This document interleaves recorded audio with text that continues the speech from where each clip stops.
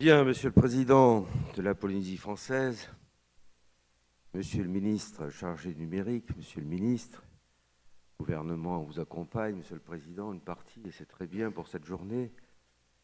Messieurs les responsables de l'OPT, Messieurs les responsables des organisations professionnelles, Mesdames, Messieurs les chefs d'entreprise, Mesdames, Messieurs, bien, je suis ravi, bien entendu, d'être parmi vous aujourd'hui pour cette première édition de Smart Polynésia, Monsieur le Président. Et d'abord, tout simplement pour dire combien je salue, nous avons eu toute une année pour le dire, l'effort considérable que vous avez souhaité mener avec votre gouvernement. Vous venez de le rappeler d'ailleurs en propos préliminaires à votre discours sur l'entrée de la Polynésie dans le numérique. Et c'est vrai que quand je vois le titre, je me dis que s'agissant de la Polynésie, il a un double sens. Il pourrait être adapté, le numérique qui nous ressemble à peu près à tous les territoires du monde. Mais s'agissant de la Polynésie, il prend un sens tout particulier. Parce que, comme vous le savez, nous en parlons souvent tous les deux, j'estime que le numérique est aussi, pour ce territoire, très vaste et disséminé, avec des archipels très isolés, ne correspond pas seulement à ceux dont vous allez parler dans la journée, c'est-à-dire un vecteur économique, mais aussi à un service public tout particulier, que vous avez d'ailleurs rappelé et à propos duquel je donnerai tout à l'heure quelques exemples. Donc évidemment, c'est en tout cas ce que j'essaie de faire depuis que je suis là. L'État est à vos côtés, y compris pour des sujets qui n'ont pas encore été complètement tranchés. Je pense par exemple à la capacité pour la Polynésie française de pouvoir prétendre à France très haut débit. C'est compliqué, ça n'est pas que juridiquement compliqué, mais c'est pour moi, ne fût-ce que par rapport à ce que je viens de dire juste avant, une légitime reconnaissance de la République et de l'État quant aux singularités de la Polynésie française que je viens de rappeler. Et de ce point de vue, une capacité d'aide supplémentaire au pays, au-delà de ce dont je vais parler, me semblerait légitime, étant entendu que France Très Haut Débit, au départ, a été fait justement pour aider les territoires à rapprocher les personnes. Donc, il est vrai que le numérique, vous en avez beaucoup parlé, Monsieur le Président, avant moi, mais vous me pardonnerez, Mesdames, Messieurs, d'être un peu répétitif sur ce sujet qui est majeur pour l'avenir de ce territoire. Le numérique est un vecteur, en effet, de développement des territoires, je viens de le dire, mais aussi, et c'est pourquoi vous êtes là ce matin, de développement de l'économie. Parce que là, je vais parler, comme le Président vient de le faire, des efforts que nous faisons collectivement pour augmenter le nombre d'outils à disposition. Mais après, il faut des talents. Vous l'avez d'ailleurs dit, Monsieur le Président, à travers la formation des Polynésiens. Il faut des talents, il faut des ambitions. Et mesdames, messieurs, si vous êtes là ce matin, c'est parce que vous les représentez, ces talents et ces ambitions. Et c'est pourquoi ce type de journée n'est qu'un début. Bravo, Monsieur le Ministre, d'avoir eu cette idée, sans doute pas tout seul, mais d'avoir porté cette journée. Parce que c'est effectivement quand on réunit les gens, quand on permet la collusion des esprits, des expériences, des ambitions, qu'on crée un événement et qu'on crée surtout une dynamique. Et je crois que ce type de journée est très important. C'est la première, et elle tombe bien puisque justement, Monsieur le Président de la Polynésie française, l'État, dans une moindre mesure, a souhaité justement aider à la mise en place des outils. Et ça n'est pas fini puisque, évidemment, comme vous venez de le rappeler, il y a encore quelques outils importants à attendre d'installation sur l'ensemble du territoire polynésien. Mais derrière, il faut effectivement, comme je le disais, des talents et des volontés. Et on se rend bien compte qu'une fois que les outils sont là, même s'il y a des distorsions de prix, je vais d'ailleurs en parler rapidement, l'incubation que ce type de journée provoque permet d'avancer vite. Parce que s'il n'y a pas des volontés et des hommes, vous pouvez toujours mettre des outils, on sera toujours en deçà de ce qu'un territoire peut faire.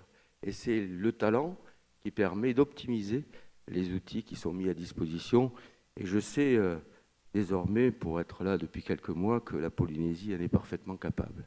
Certes, il faudra peut-être encore adosser des formations particulières, faire des aides et des expertises de l'État en complément de ce que le pays a déjà engagé, s'agissant justement de la connaissance et de la formation, mais le talent existe déjà sur place. Je vais, dans quelques jours d'ailleurs, à cet égard, recevoir un jeune qui n'avait aucune formation informatique, qui a bénéficié d'un crédit ADI, ces fameux microcrédits que nous développons sur le territoire, et qui, c'était un logiciel assez simple qu'il a créé lui-même, et qui est une parfaite réussite. J'ai vu ces chiffres augmenter de façon fulgurante, puisqu'il a tout simplement mis en relation des gens qui veulent faire du VA et qui n'ont pas de pirogue. Et il a créé un logiciel pour permettre à ceux qui ont des pirogues de le prêter à ceux qui veulent faire du VA. Ça paraît bête, mais dans le sport majeur et le plus couramment pratiqué de ce territoire, ce type de logiciel manquait. La preuve, c'est que dans un an, non seulement il a compensé déjà l'emprunt qui lui avait été fait, mais il est en train de voir tout simplement son idée en croissance économique. Chose extraordinaire. Donc ces talents existent, c'est évidemment un exemple symbolique, mais je suis bien persuadé que sur des choses beaucoup plus fondamentales et beaucoup plus économiques, Monsieur le Président du MEDEF, on peut trouver ces talents-là. Cette vérité vaut également pour toute l'administration, vous l'avez très justement dit, Monsieur le Président. L'administration qui est par principe vorace en numérique. Et ce que j'ose espérer de l'administration numérique, c'est que par le biais du numérique, elle se simplifie et elle s'améliore dans les délais. Car le monde moderne, le monde des entrepreneurs, c'est un monde qui ne souffre pas des lenteurs administratives. Moi, j'ai été un préfet et avant un sous-préfet, aujourd'hui un haut-commissaire, qui est très enclin à considérer qu'une société existe d'abord par ce qui est créé en richesse économique. Et je souhaite des administrations, c'est d'ailleurs quelque chose que mes collaborateurs entendent souvent dire, qui soient très diligentes et très réactives aux demandes du monde économique. Parce qu'il crée la richesse et puis parce qu'il ne faut pas freiner les enthousiasmes. Alors certes, il y a des lois, il y a des règlements. C'est malheureusement pas les hauts fonctionnaires qui les inventent, comme vous le savez. Ce sont les hommes politiques.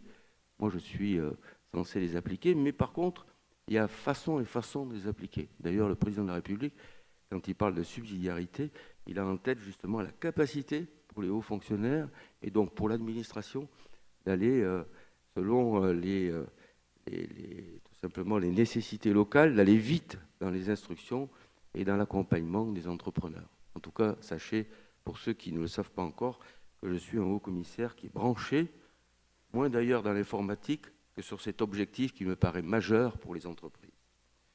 Malgré les investissements importants, et ça c'est le frein dont je vous ai parlé tout à l'heure et que je veux redire, la Polynésie demeure aujourd'hui, quant à son accès à DSL, 14 fois plus faible que l'Hexagone. Et c'est d'où l'intérêt, Monsieur le Président, avec évidemment votre partenaire et opérateur essentiel pour le territoire qui est l'OPT, c'est ça aussi l'objectif, comme d'ailleurs le coût, puisque quand on fait le coût complet du mégabit pour un fournisseur d'accès à Internet, il se situe à 120 € en Polynésie française contre 1,08 € à Hawaï. C'est dire que, moi je me rends compte d'ailleurs, puisque j'ai rencontré l'autre jour le bureau des fréquences qui me disait que des sociétés économiques sur Tahiti, des sociétés proches, préféraient encore travailler sur le RZ1 pour communiquer des données plutôt que d'aller piquer dans la fibre optique qui passe pourtant à côté de l'entreprise. On voit bien que cette problématique du coût est majeure, Monsieur le Président. Et je salue là aussi ce que vous venez d'annoncer, c'est-à-dire une prise en compte de ce que pourrait être une aide sur les coûts pour être incitatif à ce que non seulement on ait l'outil de la fibre optique, mais qu'il soit tout simplement utilisé par ceux qui ont les plus grands besoins et les plus grandes nécessités à le faire, et qui ne se sentent pas freinés par des problématiques de coûts. Ce serait dommage, à la fois pour l'outil que vous mettez en place et qui quand même coûte cher à la collectivité, mais aussi pour, tout simplement, pour l'usage que peut en faire le monde économique. La question des infrastructures, évidemment, demeure primordiale, et c'est pourquoi, je vous remercie de l'avoir dit, Monsieur le Président, l'État a souhaité, évidemment, vous accompagner. Bien sûr, depuis le gros investissement de votre gouvernement, nous avons évidemment fait en sorte que le vieux réseau cuivré soit remplacé, autant que faire se peut sur Tahiti, par de la fibre optique. Je signale sur ce point que le dernier point de situation qui m'a été adressé fait état d'un déploiement dynamique, puisque sur la seule île de Tahiti, plus de 20 000 foyers sur une cible de 42 000 sont aujourd'hui raccordables à la fibre. Il faut simplement qu'ils en fassent la démarche. Mais c'est dire quand même que le potentiel dans l'affaire de 18 mois, 2 ans, a fondamentalement évolué.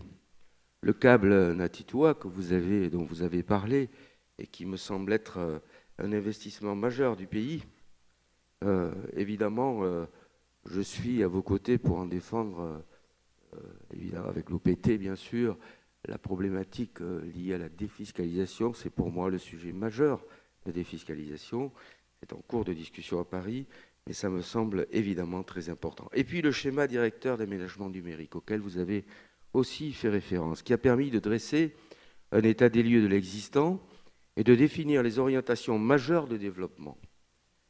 Au dire de l'Agence du numérique, aucun territoire de la République n'a réussi à atteindre un tel niveau de maturité stratégique en si peu de temps et sur un sujet aussi essentiel. Je vous en félicite, Monsieur le Président, parce que l'Agence du numérique, elle n'est pas forcément tendre dans l'appréciation qu'elle fait des investissements publics en matière du numérique. Et cet exploit a été accompli grâce à une mobilisation de tous les acteurs, publics mais également privés. Et mesdames, messieurs, chefs d'entreprise, votre capacité de persuasion a beaucoup servi la cause. Au total, le concours financier de l'État atteint 1 milliard de francs Pacifique et d'autres modalités de soutien sont à l'étude. J'en ai parlé de la défiscalisation pour le cadre domestique ou une intégration de la Polynésie française dans le plan de la France très haut débit, sur laquelle, Monsieur le Président, nous travaillons depuis des mois, dans l'espoir peut-être qu'un jour, nous réussirions à trouver au moins, j'allais dire, un équivalent en France très haut débit. Je pense que vous avez eu l'occasion vous-même d'exprimer au plus haut sommet de l'État la distorsion que nous connaissons en la matière sur un territoire qui s'étend sur plus de 5 millions de kilomètres carrés. Et je crois que cette plaidoirie a été tout particulièrement entendue. Après, évidemment, il faut que les choses se concrétisent. À présent, les outils sont en place et comme je l'ai dit, il faut les hommes, les idées que vous représentez, mesdames, messieurs, et que votre journée va sans doute permettre de faire émerger encore plus facilement. Et c'est d'ailleurs tout l'intérêt que cette journée présente. Nous savons tous que le potentiel est là. Nous observons avec fierté les réussites, individuelles d'ailleurs, comme celle de Christian Vanizette et Make Sense, et collectives comme celle de l'école Poly 3D, ou du premier incubateur polynésien, PRISM, lancé par CCISM. Je veux croire qu'ils donneront à d'autres, demain, l'envie de se lancer dans l'aventure afin de développer de nouvelles solutions génératrices de richesse pour tous. Et surtout, comme je l'ai dit, d'un complément aux services publics que nous espérons. En matière d'usage et de services, les attentes sont très fortes. Et paradoxalement, si elles sont fortes pour le milieu économique à Tahiti, ça paraît évident, et les raisons ne sont pas allées chercher bien loin, à la fois intellectuelles et du simple bon sens. On voit bien que s'agissant des archipels, les attentes sont tout autres. Ce n'est pas forcément, encore que, je vais y revenir, les attentes à proprement parler économiques, mais tout simplement le lien avec ce qu'ils estiment être l'île mère, qui les sert à peu près sur tout, y compris sur la santé et l'éducation nationale. Des prix plus bas, une meilleure couverture du territoire et une qualité des services supérieure, voire en substance des priorités dégagées lors des travaux conduits au cours des derniers mois, si elles sont légitimes, Ces attentes appellent toutefois une réponse coordonnée et équilibrée. Et c'est d'ailleurs l'objectif du schéma dont j'ai parlé tout à l'heure. En effet, une plus grande compétitivité des tarifs ne doit pas se faire au détriment de l'équipement des archipels éloignés. Et je reconnais bien, Monsieur le Président, toute la gageure qui correspond à cette phrase, parce qu'il est toujours très compliqué de demander à des opérateurs de faire des prix bas quand les investissements initiaux sont lourds et difficiles à amortir. Quel chef d'entreprise dans la salle pourrait me contredire sur ce point? Il en est pareil pour les investissements publics. Sur ce dernier point, l'accessibilité numérique, il faut également le rappeler, constitue des externalités positives. On fait souvent grief aux nouvelles technologies de participer à la dissolution des liens sociaux, à rompre les équilibres intergénérationnels. Je n'en crois rien. Il est vrai, je me rappelle de votre intervention, Monsieur le Président, qu'il faut faire attention à la manière dont nos enfants utilisent Internet, le haut débit, les smartphones, Android. Mais pour autant, peut-on aujourd'hui s'extraire de ça? Est-ce qu'un seul territoire du monde peut croire, même si c'est peut-être un idéal à poursuivre, mais peut croire qu'il peut s'extraire du numérique? Personnellement, il faut y voir aussi de grands avantages. Je vais prendre quelques exemples qui sont collés au visage de la Polynésie française. Pour une famille des Tuamotu, le numérique offre la chance de garder un contact régulier par visioconférence avec un enfant parti trop tôt dans des internats éloignés et n'ayant pas la possibilité de voir ses parents qu'à l'occasion de grandes vacances scolaires et quand, malgré les vacances supplémentaires que nous avons, on voit bien que cette rupture affective est parfois très difficile et a d'ailleurs un impact sur la façon dont l'enfant va intégrer sa scolarité. On pourrait dire pareil pour l'infirmier qui est en poste isolé, n'est-ce pas, Monsieur le ministre de la Santé? Et il est rassuré s'il peut, par télémédecine, discuter, faire voir des choses à un médecin urgentiste ou un médecin hospitalier qui va le guider. Dieu sait si, en visitant les archipels, j'y ai vu des dispensaires et des infirmiers dévoués. Mais parfois, ils prennent beaucoup sur eux pour accompagner le patient. Et c'est vrai que cette consultation informatique leur permettrait tout simplement de se rassurer. Et puis surtout, de rassurer le patient par un diagnostic peut-être mieux établi et plus techniquement établi. Mais ça peut être aussi un peu l'économie. Je pense aux marquises et la possibilité de se raccorder à des centrales de réservation. Aujourd'hui, on a des sujets qui concernent l'évolution du tourisme aux marquises. Je pourrais dire pareil des Tuamotu, des Australes. Mais les marquises, c'est connu dans le monde entier. Or, vous avez aujourd'hui des clients qui sont très surpris de ne pas pouvoir avoir accès à Internet. Non seulement, évidemment, à la consultation des disponibilités avant d'y arriver, mais une fois qu'ils y sont, de pouvoir tout simplement, vous savez que les gens ne sont jamais totalement en vacances aujourd'hui, surtout ceux qui ont beaucoup de moyens parce qu'ils continuent à suivre leur business de loin.